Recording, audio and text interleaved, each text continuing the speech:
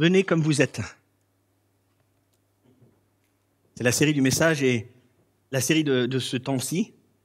Et nous sommes à la deuxième partie de ce message. Et pourquoi regarder cette vidéo? Tout simplement parce qu'elle nous montre un petit peu la mission que l'Église s'est donnée ici. Une Église pour ceux qui n'aiment pas l'Église mais qui n'ont pas forcément un problème avec Dieu. Venez comme vous êtes. C'est pour ça qu'on a voulu aussi commencer toute cette série de messages de ce temps-ci par « Venez comme vous êtes ». Parce qu'en fait, c'est toute l'idée qui est là. On a le droit de ne pas aimer l'Église à la base, sans forcément avoir un problème avec Dieu. C'est toute l'idée qui est là derrière. Lors de mon dernier message, le titre était « Et si les bons n'allaient pas au paradis ?» Hein ? Et l'idée qui était derrière, la conclusion que j'ai voulu vous laisser, était les bons ne vont pas forcément au paradis, mais ce sont les gens pardonnés qui vont au paradis. Les pardonnés vont au paradis, les bons pas forcément. Et on a vu ce message proclamé, annoncé par Dieu de différentes manières. Et on a vu particulièrement aussi l'histoire de ce brigand qui est à la croix, à côté de Jésus, où il n'a même pas eu le temps d'être bon, et il se considérait lui-même comme vraiment pas bon du tout, et les gens autour de lui trouvaient qu'il était tellement pas bon qu'on pouvait rien faire de cette raclure humaine. C'est exactement ça. Le mot qui était utilisé pour le brigand, c'était, je l'avais dit, ces espèces de pirates sans foi ni loi, qui étaient toujours prêts à égorger n'importe qui, à toujours gagner du pognon, voler son frère, quoi que ce soit. Et ce gars-là n'a même pas eu le temps de faire du bien, il était à côté de Jésus, il a déclaré au bout d'un moment, « Je ne suis pas bon. Toi, tu ne devrais pas être là. » Et Jésus qui lui répond, « Tu vas être avec moi dans le paradis de Dieu, là. On va se revoir tout de suite. » Il n'a même pas eu le temps de faire du bien. Les bons ne vont pas forcément au paradis. Ce sont ceux que Dieu pardonne qui vont au paradis. Je ne sais pas ce que vous pensez de Jésus-Christ, etc. Il y a une chose qui, normalement, on peut difficilement combattre, en fait, quand on parle de Jésus-Christ, c'est son historicité, dans le sens qu'un certain Jésus-Christ existait, Jésus de Nazareth, là-bas, qui était né à Bethléem, il a existé, cet homme. Son œuvre, quand on lit la Bible, son œuvre ici-bas était de montrer Dieu tel qu'il est vraiment et pas tel que nous, on pense qu'il est. OK ? C'est-à-dire, nous, souvent, on se fait une certaine image de ce qu'est Dieu, ou de qui est Dieu. Et lui nous montrait tout simplement, écoutez, je ne vais pas vous montrer moi comme Dieu, même si, un peu quand même, mais je vais vous montrer plutôt comment Dieu est. D'accord ? Et ça, c'était son œuvre. Et pendant son œuvre, donc pendant aussi sa vie ici-bas, il n'a pas arrêté de faire des rencontres avec différentes personnes, des hommes, des femmes, des moches, des machins, des riches, des pauvres, des lépreux, des gens de bonne santé. Il a sans cesse rencontré des gens. Et pendant ces échanges qu'il avait, ces conversations et ces rencontres, sa mission était de montrer qui est le vrai Dieu. Pas celui que le lépreux ou l'aveugle ou le riche ou le pauvre, l'idée qu'il se faisait lui de Dieu, mais plutôt de dire Dieu est comme ceci. Et c'est vrai que quand il parlait, il disait la vérité. Ma parole est vérité. Il souhaitait juste, quand il était ici-bas, que nous puissions voir, avoir un peu de lumière dans nos affaires à nous d'ici-bas. Dans ma vie à moi de tous les jours. Est-ce que un peu de lumière pour y voir un peu clair, un peu de transparence, un peu d'honnêteté, un peu d'amour de l'autre, etc. C'était son souhait, de mettre de la lumière sur l'ensemble de nos vies. Il y a des choses qu'on cache et on met en lumière. Normalement, on n'aime pas ces sujets-là. Hein. Moi, j'aime pas trop non plus. Il y a toujours des choses un peu qu'on cache et de se dire qu'on met la lumière dessus et du coup, on va y voir quelque chose. Jésus avait des conversations avec des hommes et des femmes. Il échangeait avec eux. Et ce que j'aimerais faire aujourd'hui et le mois prochain, c'est encore dans un mois, j'aimerais voir 2 rencontres que Jésus va faire. Que Jésus a eues, en fait. Et nous, on va les refaire ensemble. Dans la rencontre d'aujourd'hui, vous savez, il se passe quelque chose qui nous dérange un peu. C'est pas une happy end à l'américaine. Le message aujourd'hui n'est pas une fin très joyeuse, pour faire une traduction un peu plus proche de notre langue. Ça finit pas où c'est la nouba et tout le monde est content et on s'en va tout joyeux. C'est une rencontre où il y a une conversation entre Jésus qui parle de la même manière qu'il parle avec les autres habituellement. Il y a cette même conversation, sauf que l'autre, la personne qui est en face, n'a vraiment pas envie de changer quoi que ce soit, en fait. Et il n'a pas envie de mettre la lumière là. Et il va s'en aller et il va rien appliquer. Ça ressemble plus à un film français, en fait, quand on y pense. Alors, là-dedans, il ne va pas se suicider dans cette histoire-là. Mais bon, vous voyez un peu on a souvent des fins assez sympas dans nos films. La rencontre d'aujourd'hui, Jésus rencontre un jeune homme. Un homme, mais la Bible nous mentionne que c'était un jeune homme. Un gars qui était très certainement un célibataire, qui était assez riche. Alors, soit il était de bonne famille, ce qui est possible, hein, en tout cas, il avait du pognon. Ok ? Et il allait bien. Alors, est-ce que c'était un ex-trader ? Je sais pas. En tout cas, quelqu'un qui avait gagné pas mal de pognon et qui avait une bonne situation, quoi. Et vous allez voir, c'était un mec super bien. Vraiment super bien. Et ce jeune homme va découvrir dans cette rencontre avec Jésus quelque chose que lui ne connaissait pas de lui-même. Il ne va pas découvrir juste un truc qu'un enseignant qui s'appelle Jésus-Christ va lui dire. Non. Il va rencontrer lui-même. Il va connaître quelque chose qu'il ne connaissait pas de lui-même.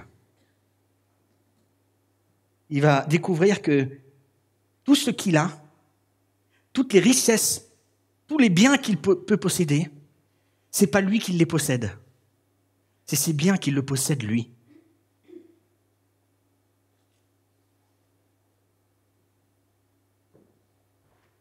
C'est ce passage-là. C'est parfait le timing, j'aime. Lorsqu'il va découvrir ce qu'il va découvrir, il doit se positionner, il doit décider. Il doit faire quelque chose ou pas. C'est parce que quelque part, Jésus le met devant un fait. Alors, t'en es où ? Tu vas où ? Tu fais quoi ? Oui ? Non. Comme tu veux.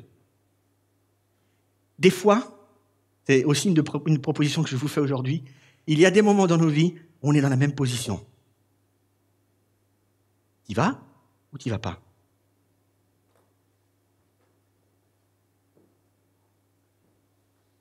Dans l'évangile de Marc, qui donc est dans le Nouveau Testament, non, on revient en arrière pour l'instant, juste après on va le lire. Dans l'évangile de Marc, qui est le 2e évangile, c'est l'évangile le plus court d'ailleurs, si jamais vous voulez lire un évangile, c'est le plus court, il est assez rapide. C'est des petits flashs, des petites histoires très rapides. On s'en prend plein la tête si on a un petit peu d'attention présente. Ce sont plein de petites histoires avec des choses qui sont parfois très pratiques, qui nous bousculent un peu, par exemple l'histoire d'aujourd'hui. Donc ici, on est en présence d'un homme qui n'est pas un disciple de Jésus. D'accord ? C'est pas un disciple, c'est quelqu'un qui suivait Jésus un peu partout. Et Jésus, quand il se baladait, ou il se promenait, quand il allait faire des déplacements, il avait souvent des gens derrière lui qui le suivaient, en plus ou moins grand nombre. Et c'est ce qu'on appelle un disciple. Lui n'était pas un disciple. Il n'était pas forcément quelqu'un qui écoutait les enseignements de Jésus. Par contre, c'est quelqu'un qui a très certainement écouté plein d'autres gens et il a toujours recherché des connaissances. Il a toujours eu a au moins une question, la question qu'on va voir aujourd'hui. Il a toujours eu au moins une question. Et il s'est dit, tiens, il y a un nouvel enseignant, un nouveau maître, un nouvel homme qui parle, qui vient, et je vais lui poser la même question que j'ai déjà posée aux autres. Et donc, on arrive au verset 17. Comme il partait, Jésus, un homme se jeta à genoux devant lui et lui demanda. Se jeter à genoux, c'était pas forcément un truc très commun à la mode, hein, d'accord? Ok. Et il lui demanda, bon maître, que dois-je faire? Que dois-je faire pour obtenir la vie éternelle?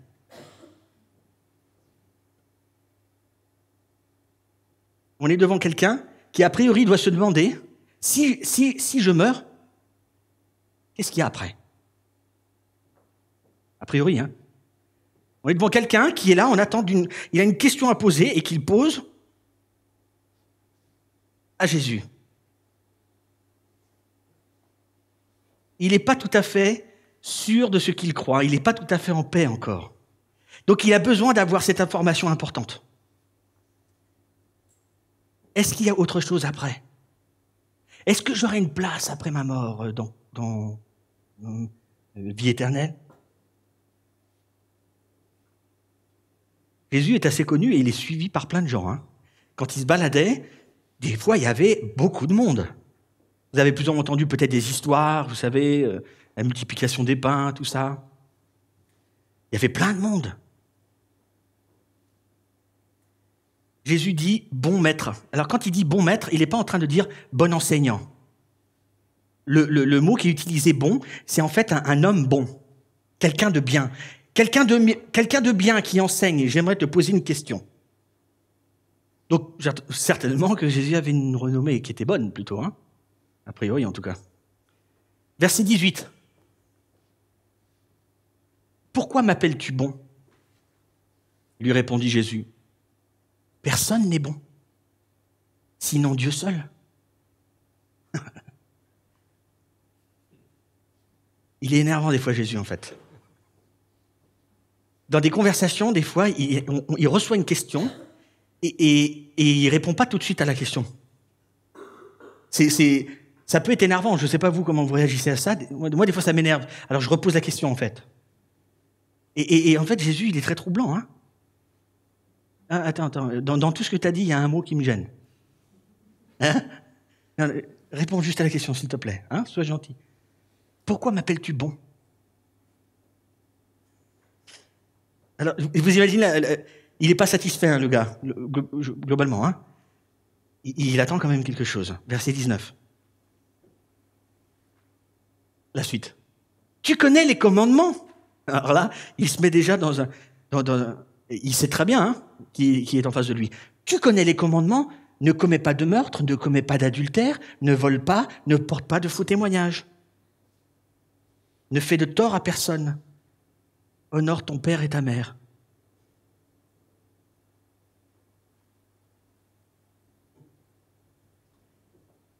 Je connais tout ça.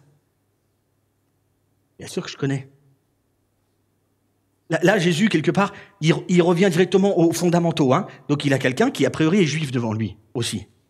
Donc, c'est quelqu'un qui connaît plutôt la loi et les lois à appliquer. D'accord? Donc, il lui dit, il est sur son terrain, en fait.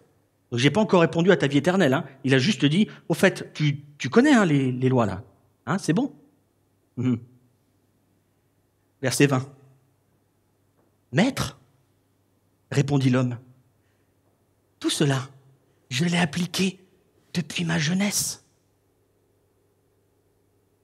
Mais je connais déjà. C'est bon. J'ai déjà fait. Tous les commandements, c'est bon. Mais attends, je suis né dedans. Je suis un maître de ça. Quelque part, je suis presque aussi bon que toi. Hein.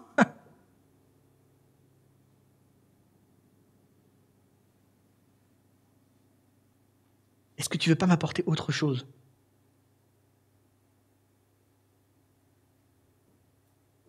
Tout ça, c'est déjà fait. Ce que j'attends, c'est autre chose. Il doit y avoir autre chose. Parce que j'ai beau avoir appliqué tout ça, je suis toujours pas sûr de moi. Est-ce que tu as une réponse à me donner? Autre chose, s'il te plaît. J'ai besoin juste une chose. Vous savez, parce qu'on est un peu tous pareils. On est toujours en train de systématiser. Si on n'a pas un cadre bien précis, où on fait check, check, check, hein, hop. Si on n'a pas un truc très précis, très clair, qui me dit, si tu fais tout ça est appliqué, ou tu changes de couleur, ou tu coupes tes cheveux, ou je sais pas quoi. Si t'as pas un truc très clair, tu sais pas encore, t'es pas sûr de toi, en fait, hein. On a besoin d'être sûr.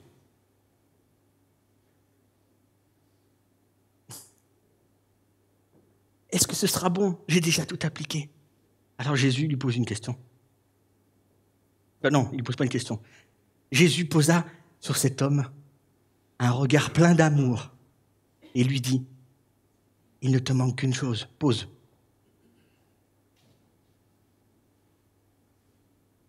Jésus posa sur cet homme un regard plein d'amour.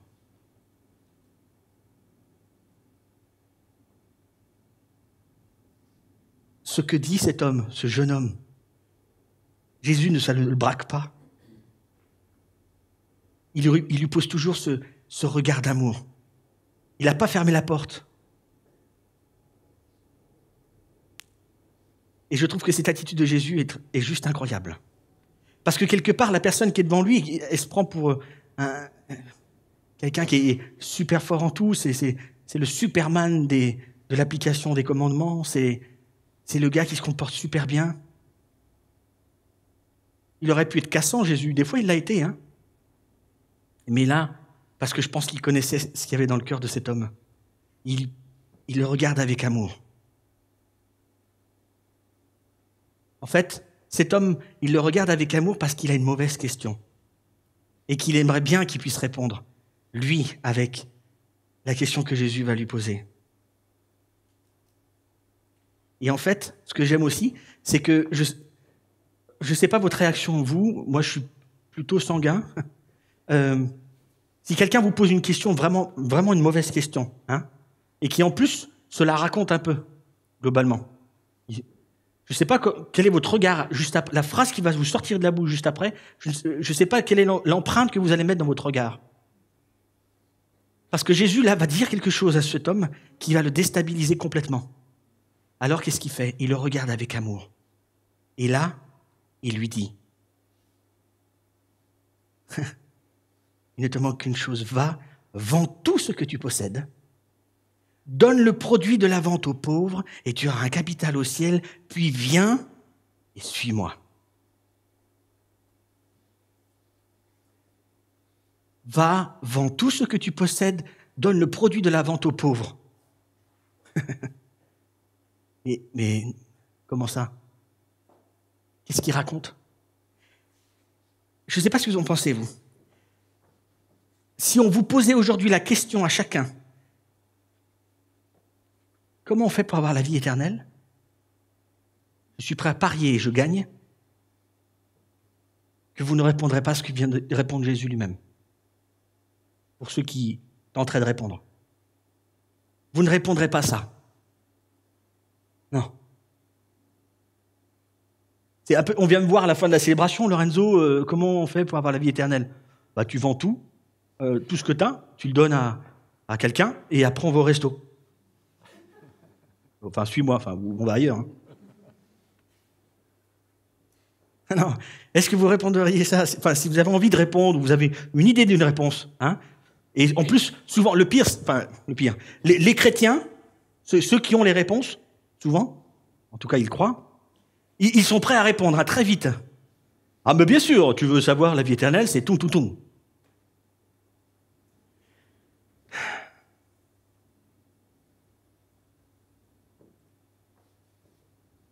En matière de communication, je trouve que Jésus, pour moi, c'est toujours un trip. Il est affreux dans le bon sens du terme. Tu poses une question, il arrive, et après il te répond d'une manière que personne s'y attendait. Je trouve, il est déstabilisant. Vous imaginez le gars en face, hein? Comment ça? Mais qu'est-ce qu'il dit? C'est pas ça qu'il attend, lui. Il attend, fais-moi faire un truc ou dis-moi que je dois proclamer un truc au milieu de la place publique et alors tout est bon. C'est exactement la bonne réponse que Jésus voulait transmettre. Va, vends tout, viens et suis-moi. Parce que ça répond à quelque chose qui est beaucoup plus profond dans ce jeune homme. Ça répond à quelque chose qui est beaucoup plus profond en nous tous, ce que dit Jésus. Jésus répond très bien, en fait, à ce besoin que nous avons tous et que nous avons tous en nous. Il explique que la vie éternelle n'est pas du tout quelque chose juste qui se trouve après la vie, après la mort. C'est pas du tout ce que dit Jésus. La réponse, c'est quoi la réponse?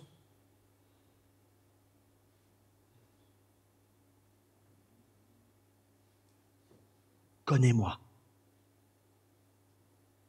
Viens, suis-moi. La vie éternelle n'est pas une affaire de destinée. Et vous savez, c'est souvent quelque chose qu'on pense tous, les chrétiens. On pense que la vie éternelle, c'est juste quelque chose qui va venir après. On attend un peu sagement, on vit encore un peu. Quand est-ce qu'il n'y a rien? Et hop, t'as la vie éternelle. Ça y est!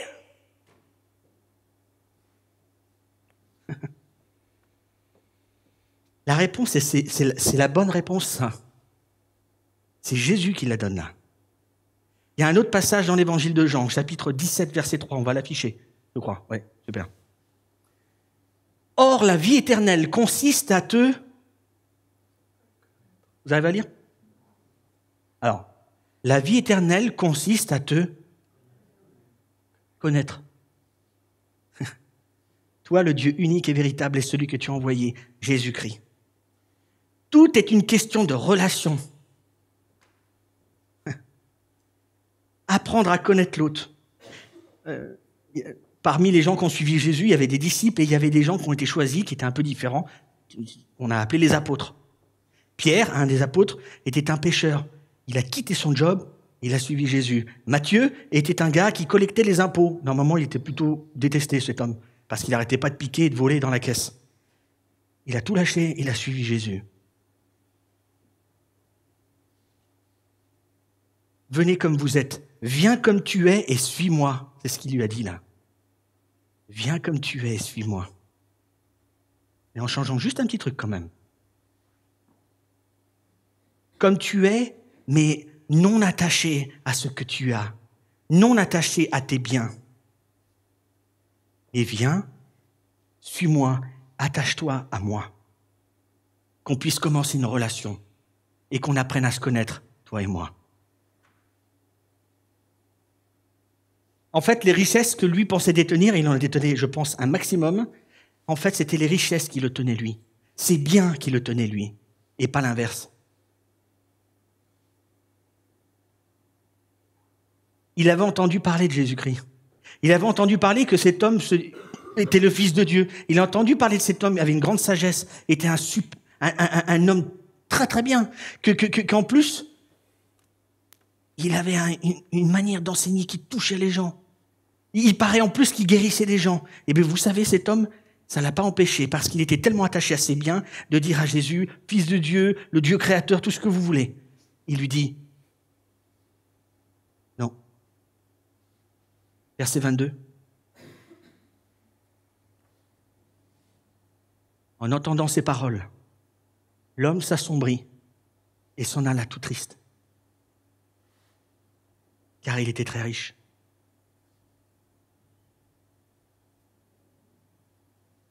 Jésus, j'ai trop de choses pour te suivre.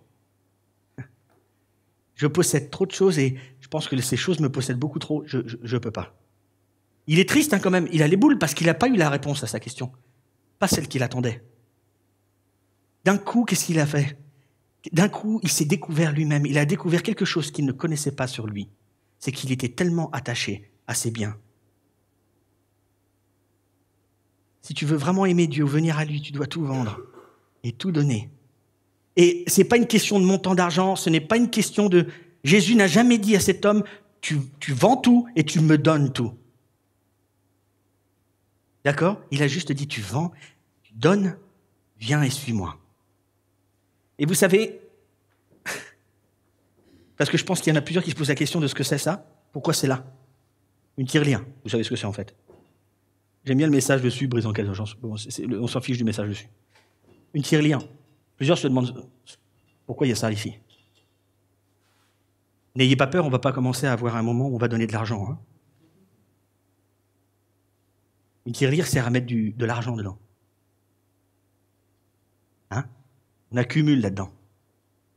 Vous savez ce que dit Jésus dans ce message? Et il l'a dit dans plein d'autres passages, parce que vous savez, Jésus a tellement parlé souvent, il a souvent parlé de l'argent.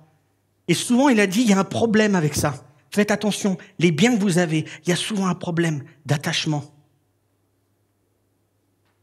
Là-dedans, on y met nos économies.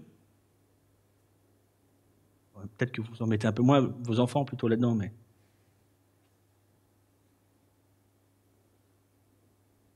On met nos économies, on garde tout ça. Jésus est en train de dire à cet homme, et il nous le redit, et il l'a dit dans d'autres passages, il n'y a rien dans la vie de l'être humain, des êtres humains que vous êtes, il n'y a rien qui rentre plus en compétition avec la relation que vous pouvez avoir avec moi. Il n'y a rien qui rentre plus en compétition que votre argent et vos biens. Il n'y a rien d'autre. C'est l'un des points, l'une des choses qui vous tiendra le plus éloigné de moi, parce que vous n'aurez pas besoin de moi, parce que vous n'avez pas besoin d'attendre que je vous aide, parce que vous n'avez pas besoin d'attendre de demander quelque chose, et vous n'avez même pas besoin d'aider un autre, parce que, non, il faut que je garde pour moi, il faut que je m'aide moi-même d'abord avant d'aider qui que ce soit. Jésus est en train de dire que rien ne rentre plus en compétition dans ma relation avec lui que mes biens et mes richesses. Et je pense qu'il y aura, et il y a des moments où nous tous, on se trouve dans ce moment où on va devoir choisir de se détacher de ce que l'on a pour s'attacher à Dieu. Et c'est ça la vie éternelle. Et il ne s'agit pas d'un montant d'argent à donner ou je ne sais pas quoi. Vous avez bien compris. Il s'agit juste de l'attachement qu'on donne à ce que l'on a. C'est dingue, ça semble peut-être pas très spirituel ce que je suis en train de dire, hein, mais ce que je vous dis, c'est que l'amour qu'on va donner à ce que l'on a et l'attachement qu'on a va peut-être nous éloigner de l'attachement à Dieu. Et la réponse que Dieu donne, que Jésus donne, c'est vraiment vends tout, donne aux pauvres, pas à moi, c'est pas mon problème, mais tu viens et tu me suis. C'est ça la réponse. Le venez comme vous êtes d'aujourd'hui, c'est ça. C'est viens comme tu es, mais détache-toi de ce que tu as, parce que je veux que tu viennes avec moi et tu t'attaches à moi.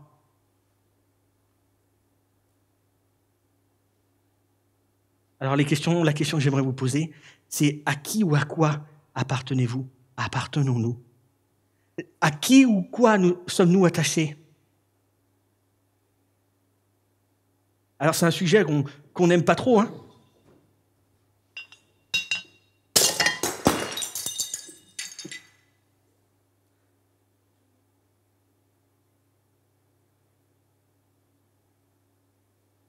Est-ce que je suis capable de me détacher de ce que j'ai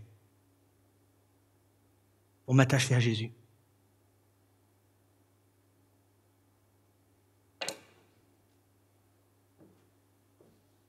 Est-ce que ce que j'ai, des fois, ne me tient pas justement et est bloqué? Vous savez, quand Jésus dit « Tu aimeras ton Dieu et tu m'aimeras, et tu aimeras les autres comme toi-même », une manière d'aimer les autres peut être bloquée quand je suis trop attaché à mon argent. Vous savez pourquoi? J'oublie de regarder autour de moi. L'idée n'est pas qu'aujourd'hui tout le monde sort et que tout le monde vend ce qu'il a, hein. Ok? Il y en a qui ont pensé ça. Non. L'idéal, le top du top, ce serait que tout le monde s'en aille en se détachant de ses biens. Non pas y donner une importance, parce qu'il faut être aussi bon gestionnaire, Jésus nous dit ailleurs. Bon gestionnaire ne veut pas dire attaché à. Vous devez dominer sur ce que vous avez. Ce jeune homme a refusé de se détacher de ses biens. Il a refusé l'invitation que Jésus lui a faite de le suivre. Et c'était un homme super bien. Dieu aime les gens bien, oui, aussi. Il a respecté toutes les règles, il a tout accompli. Mais il lui manquait une chose, de se détacher de ce qu'il avait. Alors je vous repose la question et j'ai fini. À qui appartenez-vous? Ou à quoi? Est-ce que vous allez faire de tout ça, de tout ce que vous avez? Qu'est-ce que vous allez en faire? Il ne s'agit pas d'un montant à donner, il s'agit d'un attachement, d'un détachement.